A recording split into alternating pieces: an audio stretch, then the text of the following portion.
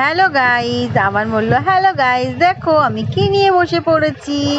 বলি দেখাও। ও বললো এই তো আম। আমরা দুপুরবেলায় আম খেয়েছি, আর ও বলছিল আমাকে ডিজাইন করা আম করে দেবে, ওটা আমার খেতে খুব ভালো লাগে।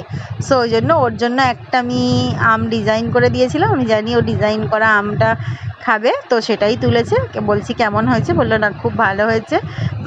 আর আম তো সবার ফেভারিট, আর এন্ড অফ দ্য সিজন, আমের সিজন প্রায় চলে যাচ্ছে। সো আমকে আমি খুব মিস করবো। I love aam. আমার আম খেতে সত্যি খুব ভালো লাগে, বাট আমের সিজন চলে যাচ্ছে, ওই জন্য আফসোস হচ্ছে। অফ টাইমে তো আমের সেই ফ্লেভারটা সেরকম থাকে না হয়তো অফ টাইমে, আর এইদিকে আম মেখে বৃদ্ধ হয়ে গেছে। যা যা যা, হাই রে হাই, আবান তুই কি করলি রে আবান, যা যা যা। বলে দেখো আমি আম মাখছি, আমার আমটা খাওয়া হয়ে গেছে, ওই জন্য আমি আমটা ভালো করে মেখে নিচ্ছি আর সব জায়গায় দিচ্ছি। বলি কেন, বলে আমি দেখেছি ভিডিওতে যে একজন চকলেট মাখছিল, কিন্তু আমার কাছে তো চকলেট নেই, আম আছে, ওই জন্য আমি আম মাখছি।